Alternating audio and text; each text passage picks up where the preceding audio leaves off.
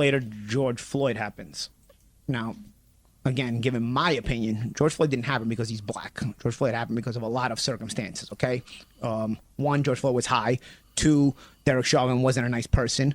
And three, if George Floyd, when a cop arrests you, I've been arrested and I've also been assaulted by cops myself. When you're getting arrested, the less cooperative you are, the worse it's going to be for you. So, George Floyd at the end of the day wasn't exactly cooperative.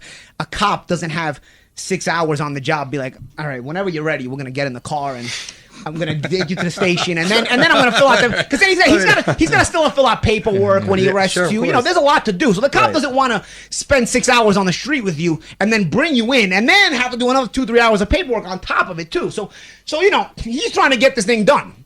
So you don't have George, whenever you're ready, we can head to the police station, and we'll go, you're good, So, not to say Derek Chauvin reacted in the way he should have, but emotions are bound. People get annoyed.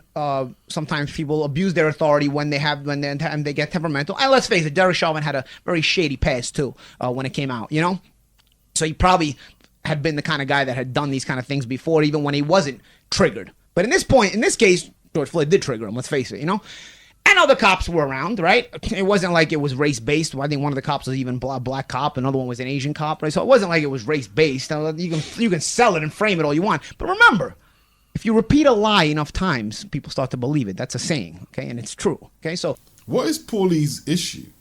I don't know whose podcast is that. Ain't they supposed to cover boxing? Why are they even talking about the George Floyd murder? If they're going to be so toxic. Steve Kim was having a good laugh at Paulie's sarcastic take on it. Yeah, really funny, Steve. Really funny. Really funny. Paulie, I don't know where Paulie is going with all this. He claims that Wilder contributed to him losing his Showtime gig. Now it's just open season on black people. If you're mad at Wilder, stay mad at Wilder. But maybe he has other issues. Is it personal or is it some African-American, Italian-American conflict? I'm all ears. I'll listen. But the whole thing that George Floyd was high, so that triggered Derek Chauvin to shoot him. Well, America, just like everywhere else in the so-called free world, has huge recreational drug usage and problems. So if everybody who's high and is a little discombobulated because they're high has to get executed, we could be on a slippery road to somewhere wrong. Just like if your uncle comes out the bar, Paulie, after drinking a couple of beers and he's high, well, he's open game to get shot as well. Fair is fair. Could you imagine how mad Paulie would be if I proposed that to him responding to what he just said? Let's wrap it up. By the way, I wonder if Ben Shalom has seen some of the rhetoric that Paulie is using recently. Not that I would like him to lose his job. Where's Steve Kim? ESPN? Used to be. Let them keep their jobs. If the public want to support them, let them support them. People seem to think taking people's jobs is an effective strategy against this type of rhetoric, but it's not. You need to let the people have their corner and let them expose themselves. Yeah? You need to let guys like Paulie let it out, get it out their system, what they really think. Paulie believes that George Floyd deserved to get murdered. Let's keep it real, right? All the passive-aggressive shit. Derek didn't handle himself correctly, and he was probably a piece of dirt. But George Floyd was high, and he was this, and he was that. Passive-aggressive filibustering to say he deserved to get murdered. What do I owe you, Paulie? What do I owe you? I feed you good. I cook for you. I clean for you. I pick up your dirty clothes. I take care of you, Paulie. I don't owe you nothing. Bob, the walls are closing in and the hits just keep on coming. This is Ray Mercer, former WBO heavyweight champion of the world. This interview was recorded on the 31st of August 2021, way before any lawsuit, so he's not saying it in hindsight of Terrence calling this lawsuit on Bob. This is what he had to say about your man Arum. What was your mindset going into that Tommy Morrison fight? Were you going to prove the naysayers wrong, or was it just another pro fight for you? No, it was actually a personal thing to me because I found out I was WBO champion, and that was my only title defense that I had. Was against Morrison. And my manager told me, or my trainer told me, that I'm only getting $50,000 more than Tommy Morrison. And I was champion. And that pissed me off. So he told me, I didn't really believe me. He told me to call and ask Bob Arum. So I called Bob and I asked him, I said, I'm champion. How am I only getting $50,000 more than Tommy Morrison? And he told me, I respect him for this. He told me because he's white.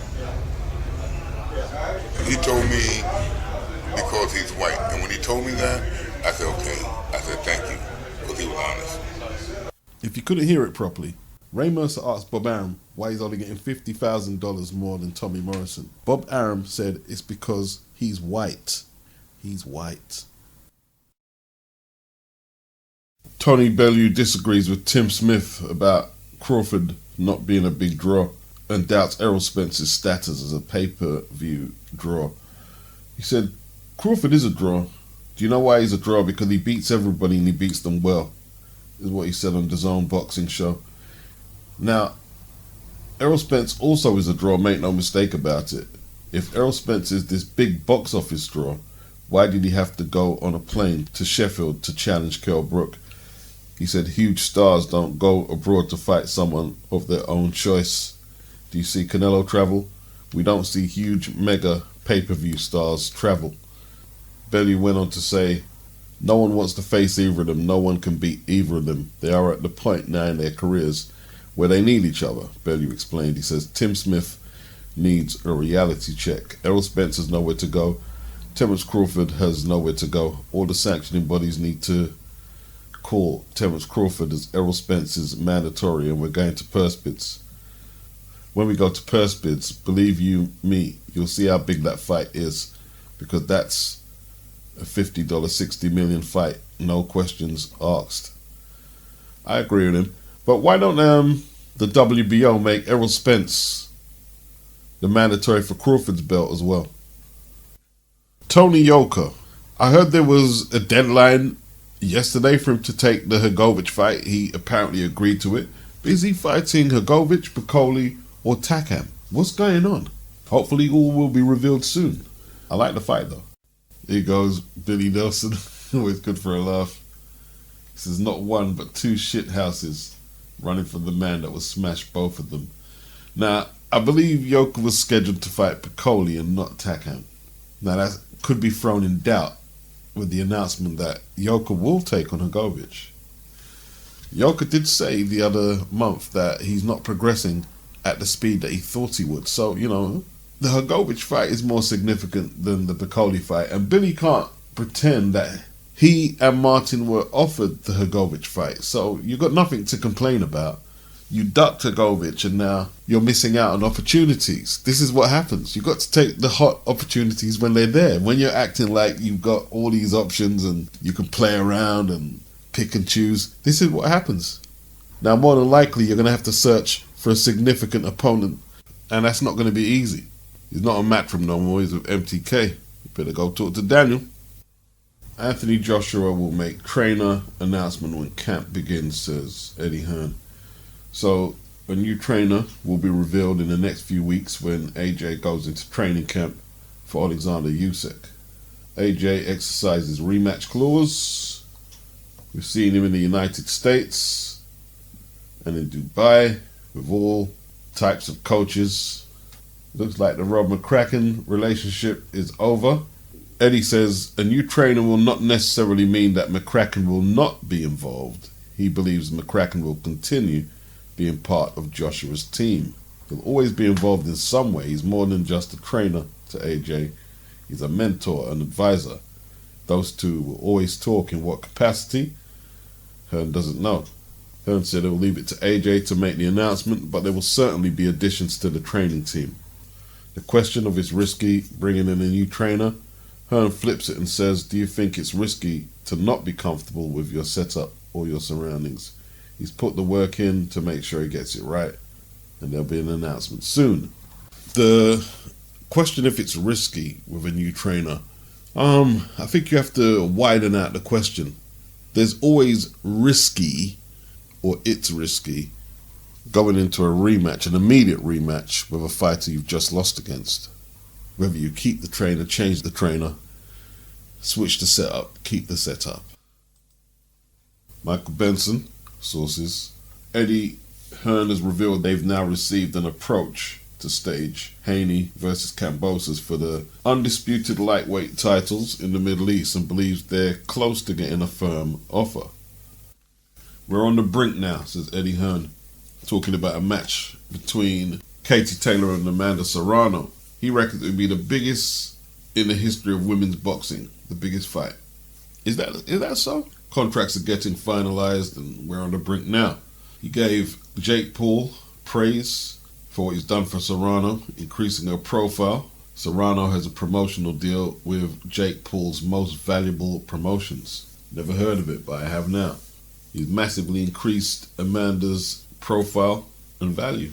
It looks like she's done the right thing in betting on herself. It was a bit of a gamble that could have went left though, because she was offered this fight a long time ago and she didn't like the money, and I think it was around 2020. She said she couldn't get a gym and stuff to train to fight. And Katie was in New York as well, and she had a gym to fight in, which made Amanda look a little silly. So that could be a couple of undisputed fights in the bag for Matchroom. Haney versus Kambosos and Serrano versus Taylor. It's a good look. And in response to that, Bob Arum says nobody knows Devin Haney in Australia. Lomachenko is a much bigger fight. Well, the Haney fight is for undisputed, isn't it? How many chances is Kambosos going to get to achieve undisputed status in his career? Besides, it's who makes the biggest bid, really. Does he really care if Lomachenko, Kambosos or Lou DiBella? They want to get paid, don't they? Listen, let me tell you this now. Lomachenko ain't going to bring more fans in than Devin Haney, because it's just going to be a massive showdown, and Australia are going to support regardless. If it's a stadium fight, they're going to turn up for Haney, and they'll turn up for Lomachenko as well. Bob better put in a bigger bid than he did for T.O. versus Kambosos, because Eddie got him on that one. So, if it's that important, let's see what his wallet is saying. Bob's talking about he's got all these contacts in Australia, and he's been around longer than Eddie, but you better not underestimate Eddie. Eddie's been doing a lot of work in Australia even before Kambosos won a title. Eddie's built a few contacts himself out there, signed a few fighters from there. I'm sure Dempsey McKean and Ebony Bridges on the undercard would be well received by the Aussies. Now, before we get concerned about what the suits are doing, I have to give a dedication to my Watch Them Pocket crew. And how much is it going to cost us? How much is our subscription going to go up? £7.99 in the UK, $19.99 to my US people, €29.99 whatever currency in Italy, etc., etc. How much is it going to cost us? Because it looks like DAZN are going to make this BT buyout and acquire the English Premier League rights, UEFA Championship League matches, and it could be as early as this month. It's said that DAZN are the leading contender to buy out BT. A major obstacle has been securing agreements with rights holders as well as Comcast, Corp Sky and Virgin Media, which distribute BT sports programming in Ireland and the UK. Live sporting events attract large audiences, and pay TV providers and streaming services are willing to pay premium to carry games in the United States. The National Football League signed rights deals with CBS, NBC, Fox, ESPN and Amazon, collectively worth $100 billion over the next 11 years. Whew. $100 billion. Damn, man. It's a big coup. It's a big coup. Let's just say that. I tell you what, $7.99 is what we're paying over here. If they're paying out $100 million to acquire BT, it's got to be double the subscription at the least. $15.99 at the least, or £19.99. It's got to be. So the Andrade Janibek situation at the moment is they're being given more time to reach a deal before it goes to a purse bid. The original purse bid was scheduled for the 14th of this month. That's being delayed. Now, what does Andrade do? Does he vacate because him and Eddie don't think that's a big enough fight? Will they want to take on Zach Parker for the interim WBO belt at 168? He has a choice, and he has a week to make a decision. He'll end up with nothing. What's the best fight for Andrade? I don't know. He'll have to make up his mind. He had a nice, easy one last time out against Jason Quigley. He said he wants bigger fights, but he can't get the likes of Munguia, Golovkin, Charlo, or Canelo in the ring. Parker looked pretty good against Marcus Morrison not too long ago, who took Eubank the full limit. The minimum purse bid that will be accepted is $200,000 for the Janibek fight, and I mean Janibek will get 25 grand out of that, and 170. I'm not sure if that's a big enough purse in Andrade's eyes to take. Looks like the WBO belt might go. It might go, but will they fight Parker? If he swerves both of them, Parker and Janibek, it's not a good look. It's not a good look. Eddie Hearn said him not gonna worry about the dates clashing with Taylor, Serrano, and Stevenson and Valdez, but he should worry, and so should Bob Arum worry. They're both significant fights, aren't they? I mean, Shaq and Valdez is a unification. Serrano and Taylor is for undisputed. Surely either side would want the date just for themselves, ideally, but it looks like they're going to clash unless a cancellation occurs on either side. I'm not sure what fight is bigger. I'm not actually sure. Serrano and Taylor in the MSG is quite a big women's fight. It really is. Valdez and Shakur at Las Vegas. I don't know what venue. That is a big lower weight fight. What was interesting was the comment section was saying, Eddie doesn't understand because in the UK they tolerate all that female boxing shit. But in America, blah, blah, blah, blah. And then the great counter was from one comment who said, everybody's saying in female boxing, men are better, this, that. When Jake Paul is one of the biggest earners in men's boxing in America. And he's promoting Serrano. With all that social media savvy and muscle he has, he'll be bridging the gap. Even if Shaq and Valdez is the bigger fight, Jake Paul's presence is going to be bridging the gap on viewership. And he's not a quote-unquote what we would call boxer, is he? Eddie's relationship with Bob must be right down the toilet right now, because it looks like they're just bumping egos now, rather than trying to accommodate each other. If Al can put Thurman and Barrios on Fox Sports pay-per-view at a cost for $74.95, there's no reason that Shakur versus Valdez can't be pay-per-view either. Like, I mean, if you're going to take that $74.95 from me and you said you got to pick either Thurman and Barrios or Shakur Valdez, I'm taking the Shakur Valdez fight without even a second's hesitation. What's the logic? That Thurman is a bigger name than Ortiz or Charles Martin? They delivered that at $39.95, and the only numbers that have came out, and there's a reason for that, is Rick Glazer's numbers, where he said it done under 25. Thurman is still in rehabilitation from the Pacquiao loss. You have to build a fighter back up before you start charging that kind of money for people to pay to see him. You see, this is what I'm saying. You want to say Eddie doesn't understand the American market. Well, does Al Heyman understand it? Who does understand it at this point? Are you going to pay for this at that price? Thurman defends the pay-per-view status of this fight. He believes he deserves to be on pay-per-view, contending that combat sports at large require the pay-per-view model, given that fighters are theoretically subject to the spectre of death each time they step into the ring. I love the sport, Thurman said in an interview uploaded by the PBC. We demand it because the athletes put so much on the table, they put themselves out there to accumulate damage. And he goes on and he goes on, but there's no sport like boxing. Every punch to the head is a mild concussion, we know that. And so for me to be here speaking full sentences to you right now is a blessing from above. Now, that's not a case for his fight to go pay-per-view as far as I'm concerned. That's a case of whether boxing should still be legalized. You know, what he's overlooking is, apart from the subscription you pay for ESPN, you're not having to dig in your pockets to watch Valdez and Shaq. And there's going to be more fights like that through the year. And this is the option that boxing fans are going to opt for over paying $74 for Thurman versus Barrios. Don't get me wrong, I'm not being insensitive to the realities of TBI and the consequences of going in a boxing ring. Not at all. But it's a separate debate. It's surely a separate debate. Some fights are value for money and some are not. That's the only real debate we're having here.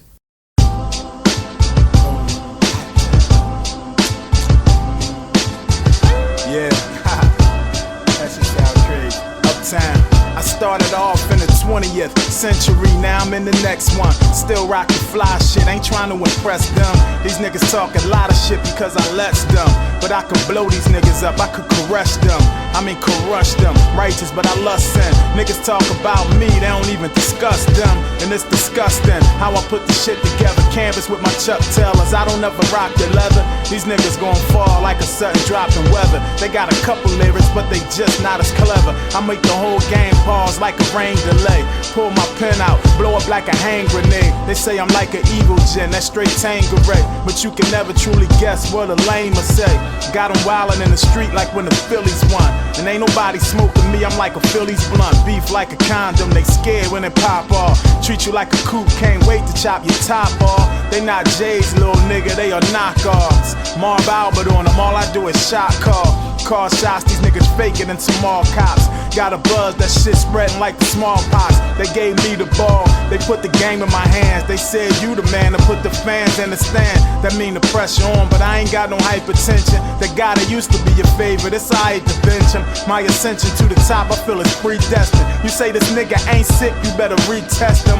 I'ma stretch pussies out, y'all some C-sections. I ain't never ran, not even in elections. You only hard around your homies, gay erections. The game mine, I got my motherfucking name etched in. Got the street sign, the block monogram. Been fly so long, I ain't never tryna land. Was fly since the doc peeped at my sonogram. I could pull a bitch if I was in a 40 Cono van.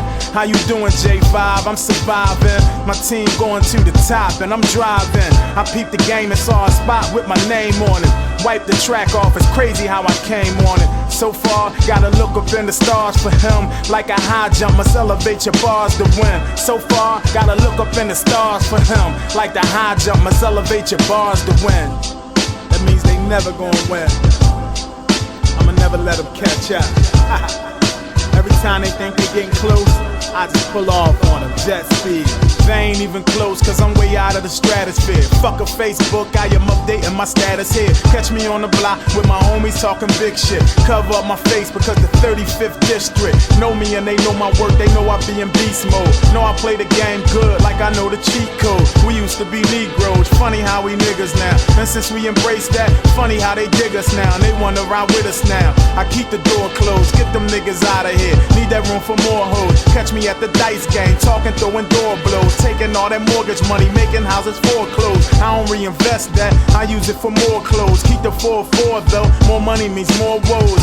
Now it's obvious I'm dedicated, I should be educated, but I never made it. And this race is for the fittest, call us racist, it don't fit us. We just hate them when they hate us. In the faces of these critics, they be saying we too radical, we should just bling more, we should tone the hooks down, maybe we should sing more. I just tend to disagree, this should be the theme song for whoever grinding hard. Tell them haters dream on, they can never stop us, they can't even slow us down. I ain't gotta tell them, really think these niggas know it now. Real niggas hold us down, got a new motive now. Mystery decoded now, enough lyrics to throw around. Know how to kill a track and I've been did it. When I hit it, shit is kill, can't even let my friend hit it. So far, gotta look up in the stars for him. Like a high jump, must elevate your bars to win. So far, gotta look up in the stars for him. Like a high jump, bars to win. So far, gotta look up in the stars for him. Like I elevate your bars to win. So far, gotta look up in the stars for him. Like a high jump, must elevate your bars to win. Live, J.